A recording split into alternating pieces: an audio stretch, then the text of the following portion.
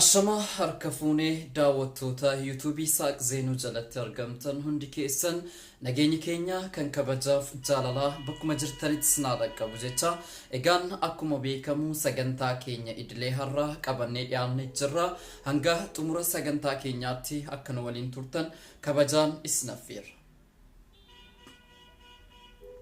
Egaan akkuma beekamu lammiileen kan keenya biyya Saudi Arabiyaa keessatti hedduu rakkachaa jiraachuu isaanii egaa kan beekamudha jechuudha. Hadha erga waggaa 3 as dararaan baay'ee hammaataat jira.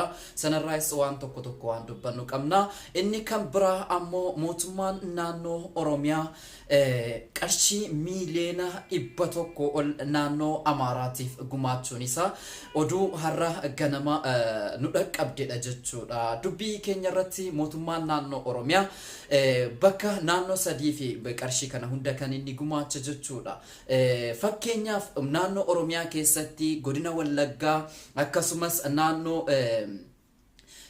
gammoojjii Baalee akkasumas ammoo Booranaatti hongeen balaan uumamaa namoota hedduu kan inni miidhaa ture jira. Namoota kanaaf gumaachi inni gumaache lammii isaa ta'e yookaan immoo naannoo ofii bulchu ta'e gumaachi inni gumaache lammiilee kan keenya beelaa hongeedhaan rukutamanii jedhan mootummaan kan inni gumaacheef hin jiru jechuun ni danda'ama. Fakkeenyaaf godina Wallaggaa keessatti maatiin Oromoo namoonni hedduun manirraa gubate, namoonni hedduun qabeenyi isaanii irraa gubate, namoonni hedduun jechuudha ilmaan isaanii balaa uumamaatiin osoo hin ta'in balaa namtolcheetiin keessatti buqqaatota jedhamanii lafa isaanii keessarraa buqqifamanii mootummaan naannoo Amaaraa daangaa itti darbee lafa isaanii irraa fudhachuudhaaf jecha lola itti banee namoota hedduu ajjeesee qabeenya isaanii jaraa balbadeessee jiru. Har'a garuu jarri buqqifamaa ta'anii jarri miidhamaa ta'anii jechuudha osoo kan keenya miidhamanu jarri miidhamaa ta'anii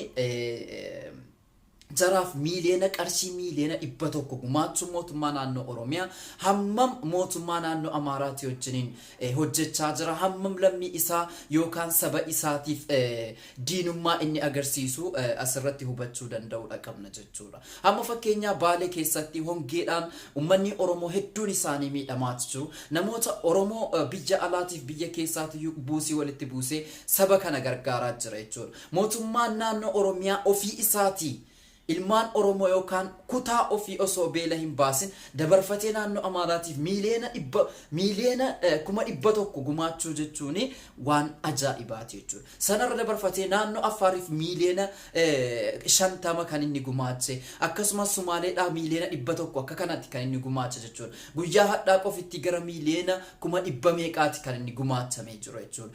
Miidhamtoonni naannoo Oromiyaa keessa dhabamaniiti kan hongeedhaan balaa uumamaa rukutaman akka kanatti ammoo Wallagga keessi jechuudha. Yeroo ammaa kana keessatti haati ilmoo siitiif waan hoosistu dhabdee jechuudha, waan nyaattee hoosistu dhabdee baay'ee kan isin rakkachaa jirti. Tuullaan midhaanii jalaa gubamee jechuudha. Ummata ofii gargaaruu dhiisee dabarfatee ummata Amaaraa gargaaruu jechuun baay'ee tuffii guddaa ummata Oromoodhaaf qabu agarsiisa jechuudha. Kanaaf jennaan kun dubbii keenya irratti buqqaatotaaf jedhameeti jechuudha. Uummanni Oromoo lafa isaarraa saba Amaaraa waan buqqiseef sababa lolaatii waan buqqiseef kan jedhame jechuudha. Lolli naannoo Oromoof Oromoon saba Amaaraa lolee naannoo sanarraa buqqise. Eenyutu daangaa isaaniirra dabarfate mee uummanni Oromoo daangaa yookaan saba Amaaraatti darbanii kun lafa keenya irraa ka'an jenne. Achirra jiraatanii achumarraa dhufaniitu immoo uummata Oromoo kana lolanii qabeenya isaanii jalaa barbadeessanii isaan rukutaniiti kan isaan jiraataa turan jechuudha. Kanaaf jennaan uummanni Oromoo asirratti baddalaa yookaan immoo miidhaa ta'eeti kan inni ibsame jechuudha. Kun baay'ee tuffii garaa nama nyaatudha. Tuffii daangaa darbeedha jechuudha. Egaa kun sirna galateeffannaa qarshiin kennameefidha. Isayyummoo qarshii kana miilaan deemee Baahir Daaritti jechuudha. Naannoo Amaaraatti Dr. Maannoo Sawuyyoo Simuun Alaaqoom naannoo intinaa kan gubulchu kan dhiyeenya kana muudame jechuudha. Isatti cheekiidhaan kan isaan geessanii itti kennani. Kabajaan mana geessaniiti jechuudha. Silaa jaratu dhufee fudhachuu qaba ture yoo haa ta'uuti. Silaa kennamuun hin oolle jara dhufee fudhachuu qaba malee mootummaan naannoo Oromiyaa geessuu fi hin qabu ture jechuudha. Kanaaf jennaan hammam mootummaan naannoo Oromiyaa diinaaf sagadaa jiru kan inni agarsiisudha. Gama biraatiin akkuma beekamu wobooni hirribne hin callisne gidduu TDF fi mootummaan naannoo mootummaan Itoophiyaa lola hamaa keessa galanii jiranu TDF fi woboo walii galanii injifannoowwan gurguddaa galmeessaa turanii jechuudha. Woboon naannoo Kamisee naannoo gurguddaa hedduu qaqqabatee ofiin jalatti bulchaa ture jechuudha. Kanarra darbee ammoo TDF naannoo Amaaraa hedduu sii qabattee of jala bulchaa turte Affaariin dabalatee jechuudha. Kanarraa darbee tooftaa lolaa jijjiiruudhaaf yookaan immoo amma danda'amaatiif lammisiitiif yaadanii nageenya buusuudhaaf jecha yookaan tooftaa lolaa jijjiiruudhaaf jecha duubatti deebi'uun isaanii akkuma beekamu ta'ee erga duubatti deebi'anii ammoo naannoo Affaariin naannoowwan hedduu akka qabatanii agara kanatti dhufaa jiran beekamaadha jechuudha.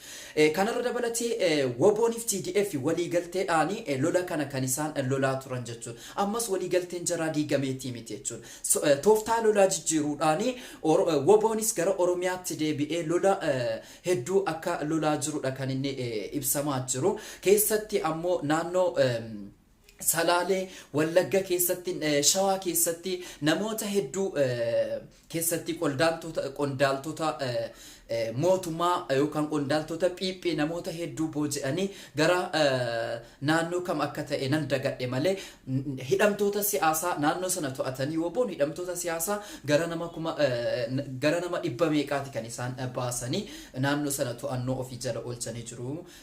Kun oduu injifannoo woboon guyyaa kaleessaa galmeesseedha. Gidduu kana walitti aansaadhaanii lola gurguddaa lolaa jira. Inni kan biraa ammoo akkuma beekamu lammiileen kan keenya Saudi Arabiyaa keessatti waggaa 3 har'aatii kaasanii hedduun isaanii baay'ee rakkachaa jiru. Rakkinni inni gidduu kana keessaa immoo baay'ee daran hammaachaa jira. Ijoolleen hedduun dararaan sun itti hammaatee jennaan hedduun isaanii mana fincaanii galanii of ajjeesaati jiru. Yeroo of ajjeesan kana keessatti uffanni jaraallee jechuudha viidiyoowwan gidduu kana babbaa jiru akka hubattanii sooshaal miidiyaa irratti naanna'aa jiru. Suuraaleewwan argaa turre jechuudha. Qaamni isaanii bishaanawee dhukkuba adda addaatiif saaxilamanii hedduun isaanii lubbuu isaanii dhabaati jiru. Warri jiran illee nyaataaf dhugaatii hin qabani mana tokko keessatti namoonni hedduu walitti qabamee achi keessatti kan isaan rakkachaa beela'aa dhukkubsachaa jiran jechuudha. Kanaaf mootummaan Itoophiyaatiif mootummaan Saudi Arabiyaa wal dhabdee siyaasa isaan gidduu lamaan jaraa jiruu fi sababa kanaaf mootummaan Itoophiyaa akka waan lammii yookaan lammii isaanii hin taanetti garagalee yookaan waan kanaaf focus godhee waan biyyaa dhiisee sila lammiilee kan keenya kanaaf waan tokko gochuu danda'uudha qaba.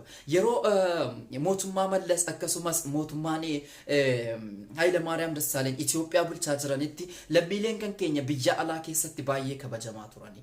Biyya alaa keessatti baay'ee akka barbaadan hojjetanii miilaan dhaqanii xiyyaaraan galanii namoonni hedduun abbaa fooqii abbaa gamoo ta'e abbaa mana jireenyaa ta'e biyya isaa keessatti jiraataa jira yeroo alagaan biyya kana bulchitu jechuudha. Yeroo amma maqaadha Oromoo waggaafatee Oromoon biyya kana bulchaa jirtutti erga inni aangoo qabatee as takkaa Oromoon aara galfatee hin beeku. Ji'a 2-3 hin caalu kan Oromoon afuura baafate isiinuu galata lammaatiif galata jara Jawaarii jechuudha.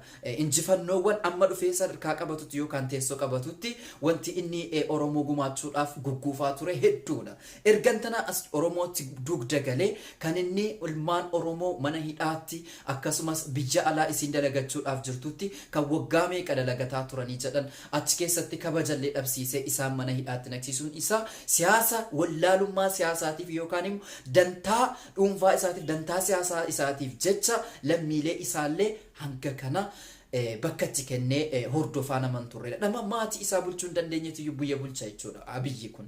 Kanaaf jennaan uummanni mana hidhaa Saudi Arabiyaa keessa jiru xiyyeeffannoo gurguddaa kennuufii qaba. Amma fakkeenya sooshaal miidiyaa irratti komiiwwan adda addaa jira. Jawaar Mohaammed baaliif callise jechuun keessan sirriidha komachuudha. Warri achi keessa jiranuu yaafa jarri Jawaar mana hidhaa keessaa ba'anuu gammachuu isaan ibsatan gidiraasna keessa turanii gammachuu isaan ibsatan an imimmaan qabachuun dadhabe. Namoota hedduutu warra bakkee jiru warra bakkee jiru haala qalanii keessa jiru irra caalaa jaratu gammadee fi ba'uu jaraa hiikamuu jaraa jechuudha. Kanaaf amma maaliif callise Jawaar kan jedhamu komiiwwan gurguddaan kaa'ati jira. Akkuma beekamu Jawaar mana hidhaa keessaa ba'e malee mana hidhaa lammaffaa mana hidhaa caalu keessa jira jechuudha amma inni yeroo ammaa kana keessatti tareeti Jawaar gaafa tarkaanfatu yookaan gaafa waan tokko dubbatu haala siyaasaatiin sammuudhaan xiinxaleeti waan tokko kan inni dubbachuu danda'u amma namoonni hedduun jarreen akka Hamzaa jarreen akka Baqqalaa namoonni hedduun jarreen akka Ahmadiin Jabal namoonni hedduun warri social media irratti saato beekamoo ta'an akkasumas artistoonni aktivistoonni adda addaa ummata keenya mana hidhaa Saudi Arabiyaa keessa jiranuuf huccuu feestaalii uffatanii isaan cinaa akka jiranu kan isaan ibsaa jiranudha kanaaf jennaani Jawaar maaliif callise jennee komachuu danda'uudha hin qabnu sababni isaa mana hidhaa sana keessaa ba'e malee mana hidhaa lammaffaa keessa akka jiru hubachuun danda'amuudha qaba egaa Abiyyi akkuma harka nyaatitti jedhameni inni harka nyaatittiidha waan ta'eef yeroo ummanni Oromoo daangaadhaan hanga daangaatti rakkataa dhiibamaa qe'eerraa buqqifamu gargaaruu dhiisee Oromoo gargaarsisuun isaatu yoo waan tokko waan ta'eef egaan daawwattoota keenya sagantaarraaf qabannee dhiyaanne kana fakkaata ture waan nu daawwattaniif guddaa galatoomaa warri maatii kiyyan taanis subscribe gochuudhaan maatii kiyya taanis nin jedha sagantaa biraatiin hanga walitti deebinutti nagaatti Nukenya jenne se amane har kasif rukune wayo wayo hamenyu man